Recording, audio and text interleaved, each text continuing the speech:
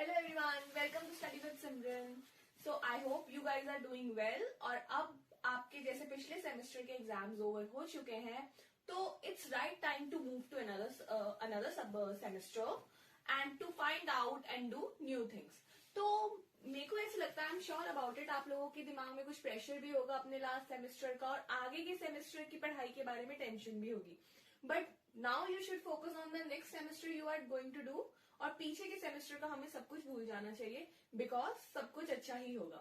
So let's start with the new chapter of class 11th, which is sources of business finance. अगर आप इस chapter के नाम को देखो तो उस पर लिखा है सोर्सेज ऑफ बिजनेस फाइनेंस। तो बिजनेस को करने के लिए फाइनेंस जो चाहिए होता है, जो पैसा चाहिए होता है, जो भी मनी चाहिए होता है, उसकी सोर्सेज के बारे में ये चैप्टर हमें प्रॉपरली एक्सप्लेनेशन देता है। तो अगर हम बात करें, हम कोई भी बिजनेस करते हैं, व्हाटएवर, अगर हम कोई सर्विस प्रोवाइड कर रहे हैं, अगर हम कोई बिजनेस कर रहे हैं, तो we need to get that finance to do that business. अब देखो, अब इसी बारे में इस चैप्टर को अच्छे से पढ़ के हम ये जान पाएंगे कि कैसे जो बिजनेस ओनर होता है वो इसके फाइनेंसेस को अरेंज करता है। तो अब अभी तो हमने बात कर ली कि बिजनेस को करने के लिए पैसा चाहिए होता है, बट अब आप ये सोचोगे कि पैसा किस चीज में चाहिए होता है, क्या रिक्वायरमेंट्स होती हैं। तो हमारी जो रिक्वायरमेंट्स है वो बेसिकली जो हमारी फाइनेंशियल नीड्स है बिजनेस की, वो दो पार्ट्स में डिवाइडेड है। One is fixed capital requirement and the other one is working capital requirement. अब फिक्स्ड कैपिटल रिक्वायरमेंट क्या होती है? Okay, if you are planning to do a business, तो आपको उसके लिए लैंड चाहिए होगा, है ना। If you are purchasing the land और if you are purchasing the building, तो you need to invest the amount of money on it. ठीक है, मशीनरी, अगर आप कुछ प्रोड्यूस कर रहे हो, कुछ आप मैन्युफैक्चर कर रहे हो, तो उसको प्रोड्यूस करने के लिए you need to get the machinery, उस पर पैसा लगेगा। फर्नीचर हो गया, फिक्सचर हो गया, तो all this things require financial money. Obviously financial sources चाहिए इसको, इस पैसे को लाने के लिए।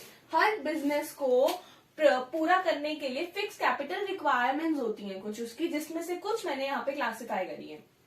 तो फिक्स कैपिटल रिक्वायरमेंट जो होती है ना, वो हर कंपनी की अलग अलग होती है। इफ बिजनेस स्मॉल है, अगर एक बिजनेस छोटा है, स्मॉल एंटरप्राइज है, तो उसकी फिक्स कैपिटल रिक्वायरमेंट्स भी कम होंगी।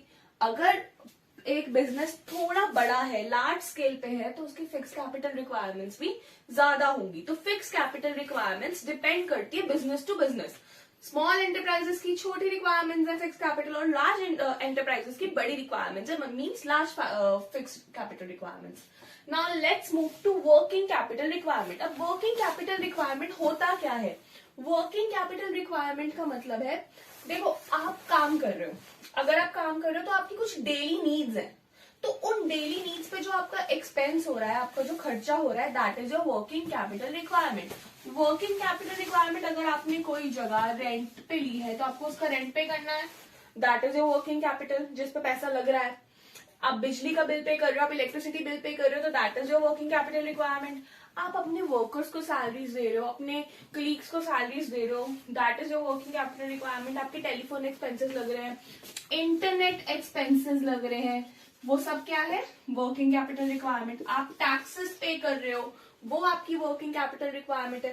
तो फिक्स कैपिटल रिक्वायरमेंट और वर्किंग कैपिटल रिक्वायरमेंट में सबसे बड़ा डिफरेंशिएट ये है कि फिक्स कैपिटल रिक्वायरमेंट जो हम करते हैं ना, वो हम मतलब कम करते हैं, लेकिन उस पर पैसा, मतलब वो कैपिटल नेचर की होती है। जैसे रेवेन्यू नेचर का होता है, ये कैपिटल नेचर की होती है। फिक्स कैपिटल पे पैसा लगाते हैं हम, जैसे हम इन्वेस्टमेंट करते हैं, तो वो लॉन्ग टाइम चलता है। अगर आपने कोई लैंड खरीदा है तो आप बार बार लैंड तो नहीं खरीदोगे ना, वो एक ही बार लैंड आएगा, तो उसका एक्सपेंस भी एक ही बार चलता है। अगर आप कोई मशीनरी खरीद रहे हो तो एक ही बार आएगी, पैसा लगता ज्यादा है, अमाउंट ज्यादा लगता है, लेकिन उसका जो यूज है वो लॉन्ग टाइम यूज होता है फिक्स कैपिटल रिक्वायरमेंट्स को कंप्लीट करने का। अब वर्किंग कैपिटल मतलब उसमें खर्चा थोड़ा कम है, लेकिन रेगुलर एक्सपेंसेस हैं हमारे, वो जैसे रेंट आपको हर मंथ पे करना है, इलेक्ट्रिसिटी एक्सपेंस आपको हर मंथ पे करना है, सैलरी हर मंथ पे करनी है, इंटरनेट बिल आपको हर मंथ देना है, टैक्सेस आपको देना है। तो वर्किंग कैपिटल रिक्वायरमेंट और फिक्स कैपिटल रिक्वायरमेंट डिफरेंशिएट यही है कि ये हमें ज्यादा अमाउंट तो लगता है इसमें, लेकिन ये लंबे टाइम का हमारा पैसा इन्वेस्ट होता है। लेकिन वर्किंग कैपिटल रिक्वायरमेंट में ये हमारा रेगुलर होने वाला खर्चा है। तो जैसे कि मैंने अभी फिक्स कैपिटल रिक्वायरमेंट में बताया था कि स्मॉल स्केल में खर्चा कम है फिक्स कैपिटल का और लार्ज स्केल में ज्यादा है, ऐसे ही सेम वर्किंग कैपिटल रिक्वायरमेंट में भी होता है। वर्किंग कैपिटल रिक्वायरमेंट में अगर एक एंटरप्राइज छोटा है, कंपनी छोटी है, तो उसकी वर्किंग कैपिटल नीड्स भी छोटी होंगी। लेकिन अगर एक एंटरप्राइज बड़ा है तो उसकी वर्किंग कैपिटल रिक्वायरमेंट्स भी ज्यादा होंगी। तो ये हो गया हमारी दो सबसे बड़ी फाइनेंशियल नीड्स बिजनेस की, which is fix capital requirement and working capital requirement. तो अभी तक हमने ये बात करी कि हमारी फिक्स कैपिटल रिक्वायरमेंट्स क्या होती हैं और हमारी वर्किंग कैपिटल रिक्वायरमेंट्स क्या होती हैं।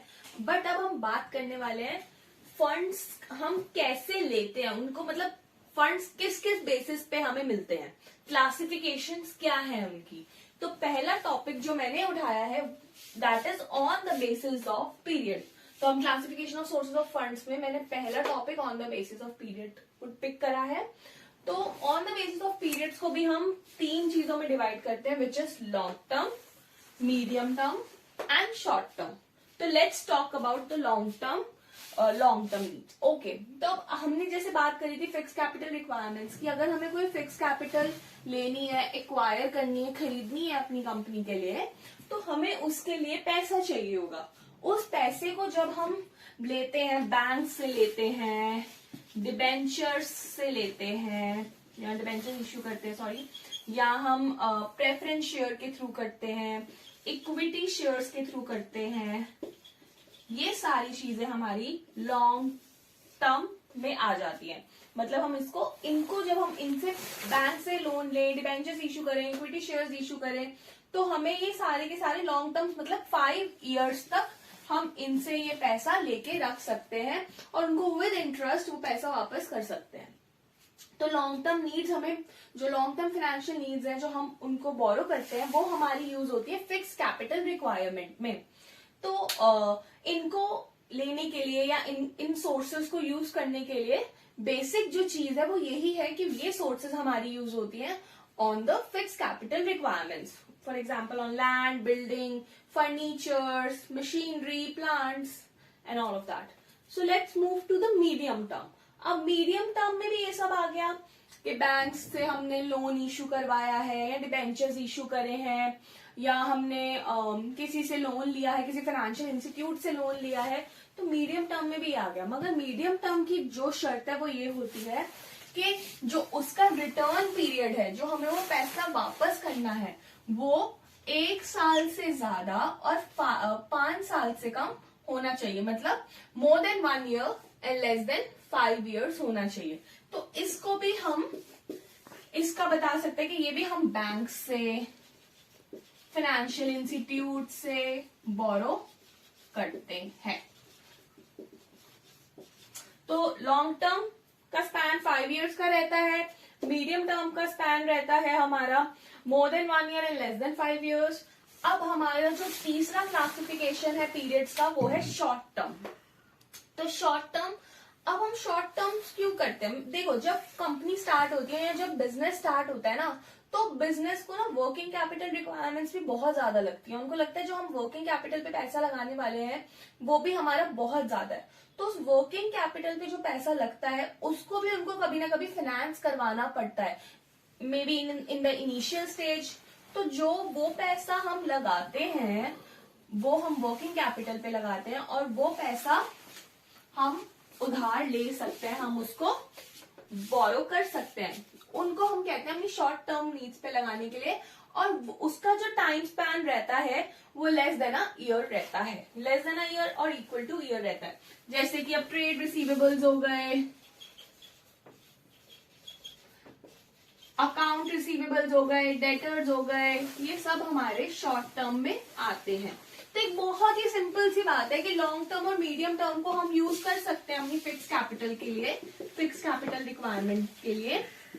मगर जो हमारी शॉर्ट टर्म का बात रहती है, जिसका time Spain less than a year और इक्वल्स टू ईयर होता है, उसको हम यूज करते हैं हमारी वर्किंग कैपिटल की रिक्वायरमेंट्स के लिए। अगर आप अपनी बुक में देखोगे तो आपको पता लगेगा, ये टेबल बहुत ही बड़ा टेबल है जो दे रखा है आपको। मैं इसके साथ एक इमेज उसकी अटैच करूंगी तो आपको पता लगेगा कि इसमें कितने डिफरेंट वो दे रखे हैं सोर्सेस, जिससे बिजनेस पैसा यूज कर सकता है, जिससे बिजनेस पैसा बोरो कर सकता है. So let's move to the another classification of sources. तो अब हमने बात करी on the basis of period की. चलो let's talk about on the basis of ownership. अब ऑनरशिप नाम आ रहा है तो काफी बच्चों को क्लियर हो गया होगा कि जो ऑनर ने पैसा लगा दिया. तो इसमें भी ना दो अलग अलग हमारे कंसेप्ट्स हैं ऑन द बेसिस ऑफ ऑनरशिप्स में. One of them is honours fund and the next one is the borrowed fund. Okay, तो अब बात करते हैं ऑनर्स फंड की. तो ऑनर्स फंड क्या है? अब क्या होता है ना, जो बिजनेस का सोल प्रोपराइटर है या पार्टनर्स है, तो कभी कभी जब बिजनेस को पैसों की जरूरत होती है कोई फिक्स कैपिटल रिक्वायरमेंट के लिए, वर्किंग कैपिटल रिक्वायरमेंट के लिए, तो ऑनर्स क्या करते हैं, वो पैसा लगा देते हैं, पैसा यूज कर लेते हैं अपना और अपने अपने ही बिजनेस पे वो पैसा इन्वेस्ट कर देते हैं. तो दैट इज ऑनर फंड्स. अब ऑनर फंड्स में ना दो टाइप के, which is equity shares and retained earning. अब रिटेन्ड अर्निंग की जब मैं बात करती हूँ तो रिटेन्ड अर्निंग इज समथिंग कि जब पैसा आप प्रॉफिट जो आपका जनरेट हुआ है, मान लो आपके जो लास्ट फाइनेंशियल ईयर का जो प्रॉफिट था वो जो जनरेट हुआ था वो आपने अपनी नेक्स्ट ईयर की किसी नीड पे लगा दिया, तो वो एक तरह से रिटेन्ड अर्निंग हमने अपने बिजनेस में इन्वेस्ट कर दी.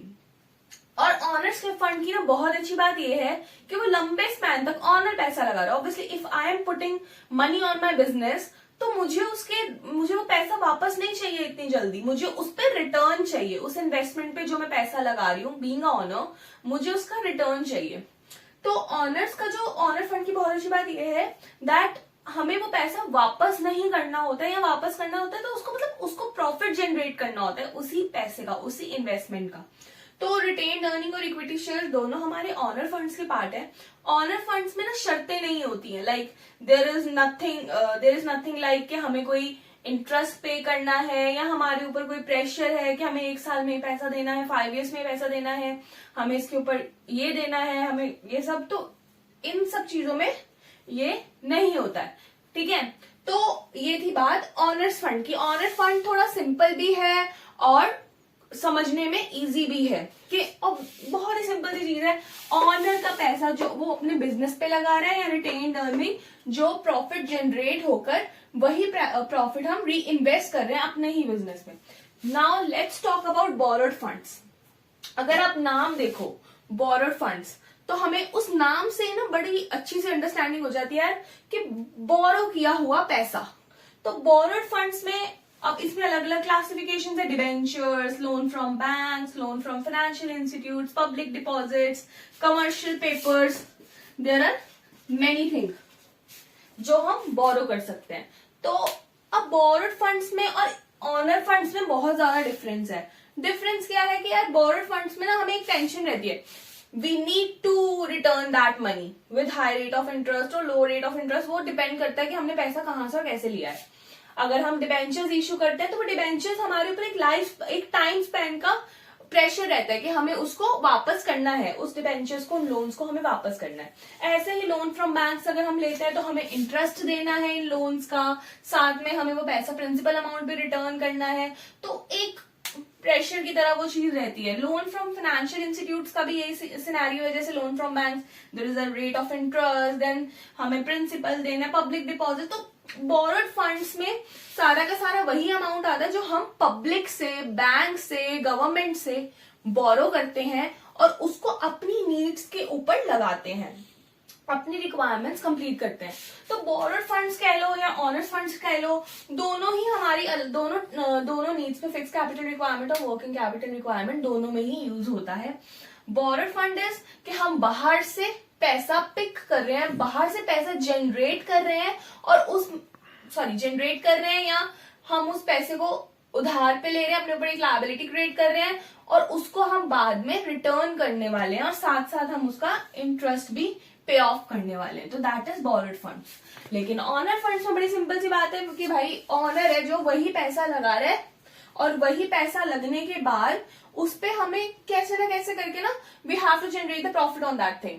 तो ऑनर फंड की वो बात है. रिटेन अर्निंग तो बड़ी सिंपल सी चीज है, जो हमारा प्रॉफिट लास्ट ईयर का जनरेट हुआ है या उससे पहले का जो प्रॉफिट हमारे पास पड़ा हुआ है, रखा हुआ है, उसको हमने दोबारा से मनी लगा दिया, वही वाला पैसा हमने अपनी किसी फाइनेंशियल नीड पे बिजनेस की पे इन्वेस्ट कर दिया। तो ये टॉपिक था on the basis of ownership. So इन आज के लिए इतने टॉपिक्स हमारे काफी हैं। अब हम नेक्स्ट टॉपिक्स इसी के बारे में, इसी कंसेप्ट के बारे में स्टार्ट करेंगे with the next video. Thank you.